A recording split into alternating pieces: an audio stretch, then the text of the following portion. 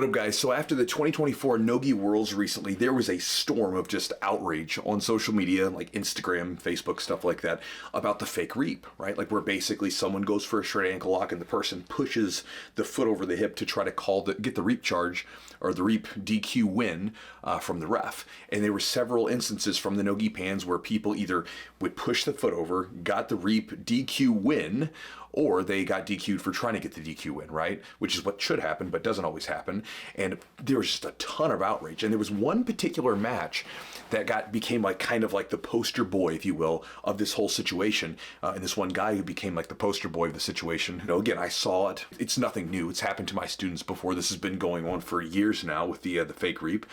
But nonetheless, I got drug into it because all of a sudden I start getting DMs. I think I received like 12 DMs over the course of a couple days. People sending me messages. Most of them were pretty reasonable, right? But you know how it works with the internet. Some people were kind of aggressive, sending me messages like, who is this guy? Is this your student? Why are you teaching these techniques in your gym? And how could you condone such a thing? And you know, doing this whole self-righteous nonsense.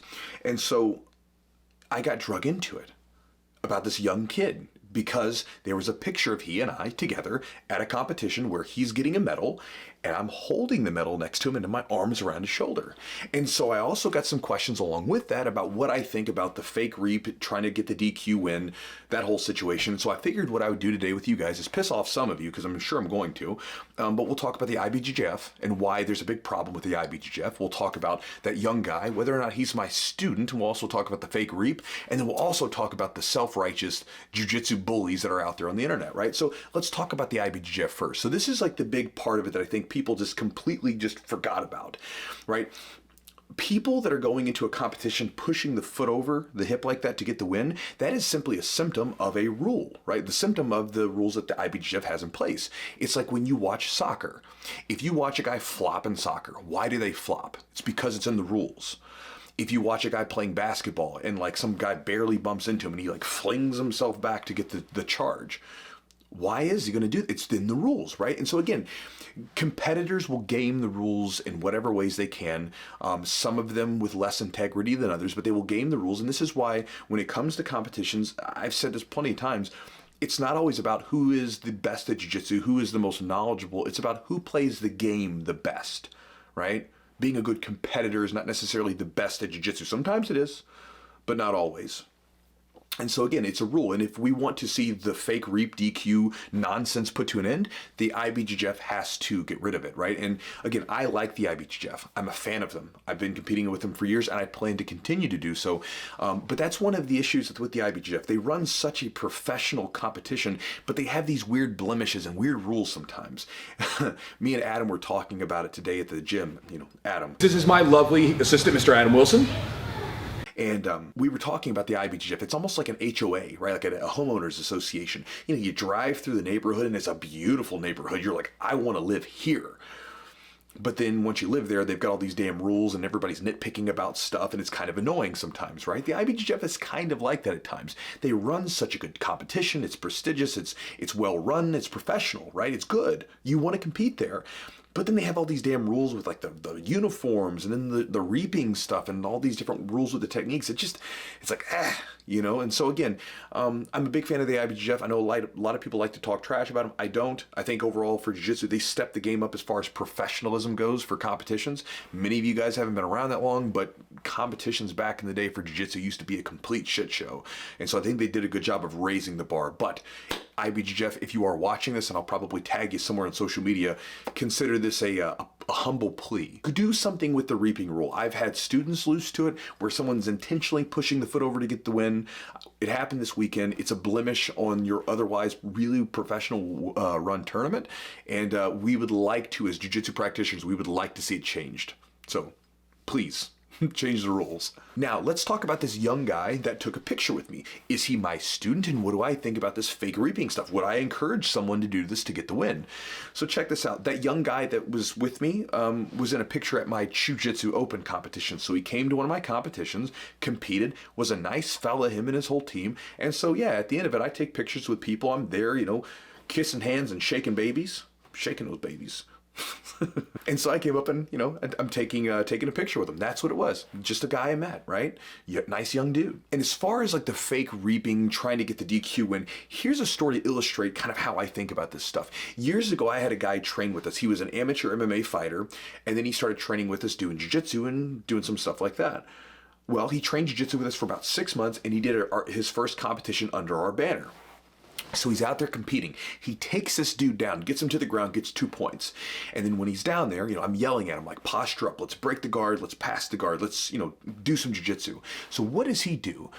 He buries his head in the guy's chest, and he's just covering the guard's mouth like this, which I guess was legal this competition because they didn't DQ him for it. And so he's just covering the guy's mouth, which is, it's kind of a dirty, rough tactic that we would do in MMA, right? It was like MMA is kind of like, it's a different world. But as far as like jiu-jitsu, we didn't really do that in jiu-jitsu at the time, right? I know the muffler is a thing now, but he's just sitting there covering his mouth, stalling.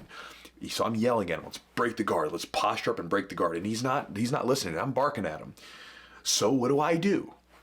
I start coaching the guy on the bottom, his opponent, the guy that's not my student. So I start coaching him, and I help him because I know the guy that he's rolling with on top, and I help him come back to beat my student.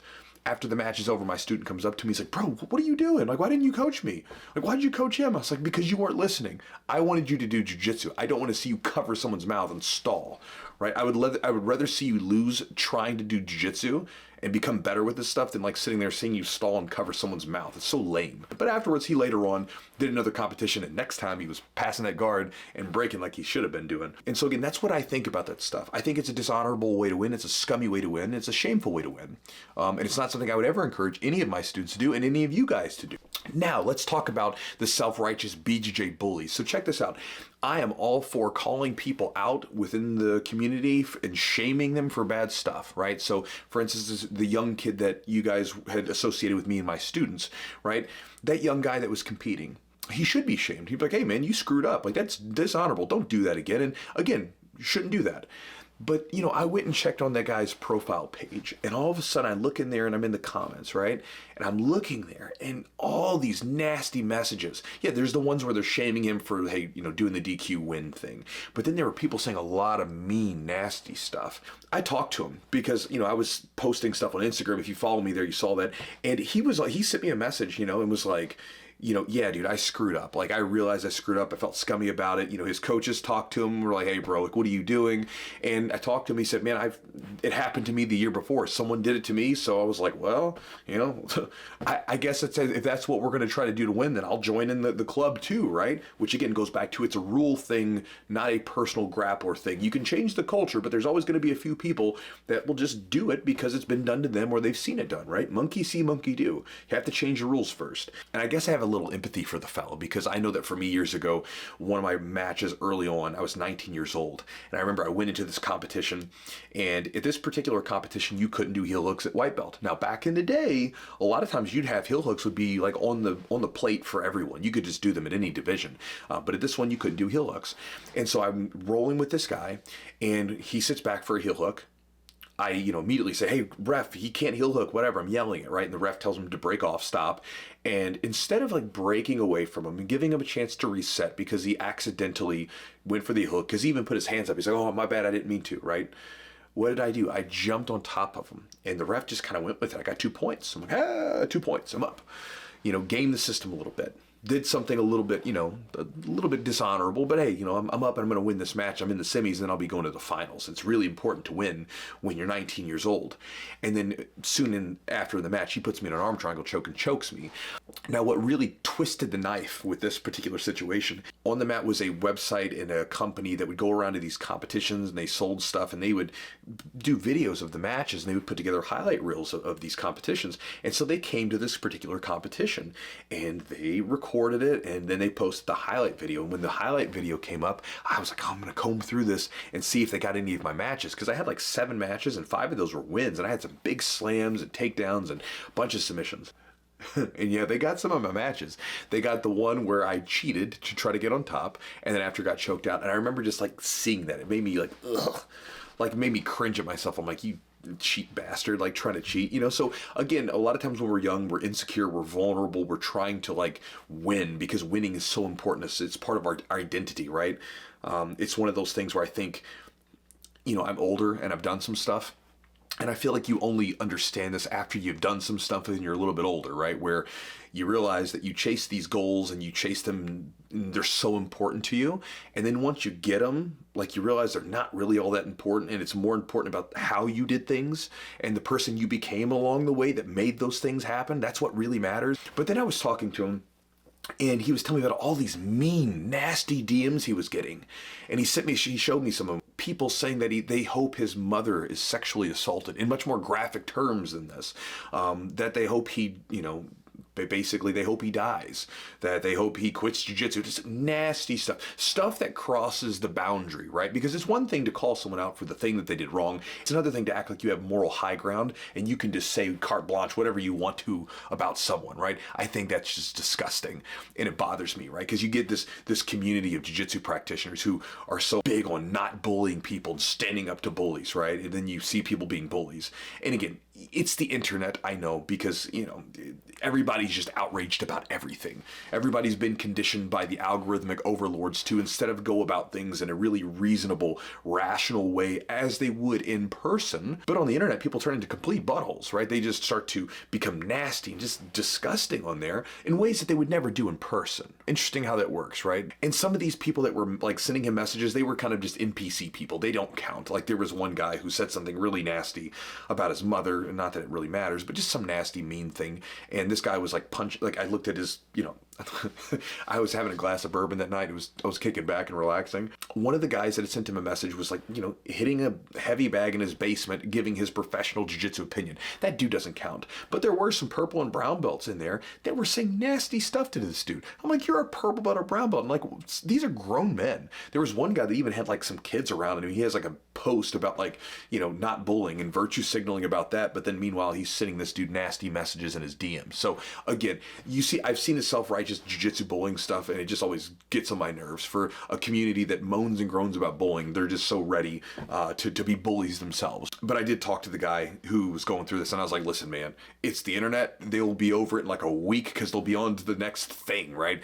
Everybody's got short attention spans. They're like that fish in Nemo, right? Where it was like, what is it, Dory? Just can't remember anything. Everybody has like, it's like the biggest existential crisis every single week, and then it always just changes as soon as like they see something else, on to the next thing. So yeah, I don't have a lot to add to it, but the jiu-jitsu bullying thing gets on my nerves. That said, I am going to leave you guys with a quote. Competition becomes toxic when it gives rise to envy and jealousy. It becomes dark when I am tempted to cheat in order to come out ahead.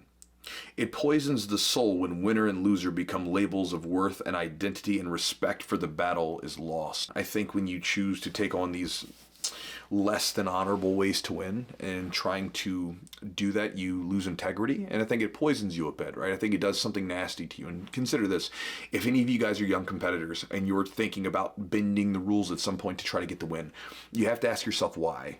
Right? Why would you do such a thing? Is it because you're trying to make a name for yourself so that someday someone hires you for like seminars to sponsor you, to bring you out, whatever, right? Well, think about how many world champions there are and how very few of them actually have any notoriety, right? You remember the ones that win in remarkable ways, but you don't remember the ones that don't, right? Nobody's going to care about you if you won on a fake DQ. Nobody's going to care for you about you if you won on some weird technicality.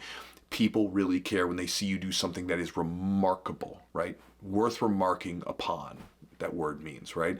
And so if you want to win, then instead of bending the rules, you go out, you train your butt off, and you get better, and you just do what you got to do, right? That's the right way to go about it. As I said earlier, the way that you win is just as important as if you win.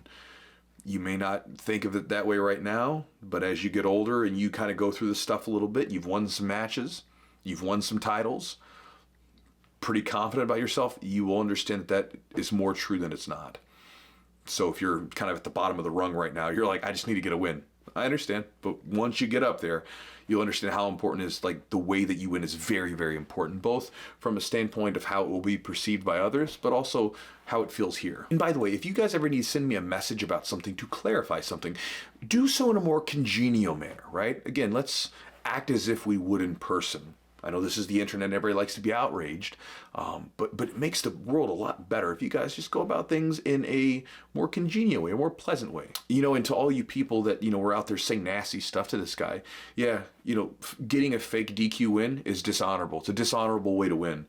But spewing hate and nastiness and outrage like that at someone, it's a dishonorable way to live. It's a dishonorable way to act. So appreciate you guys for watching if you've made it this far, and I'll talk to you guys next time.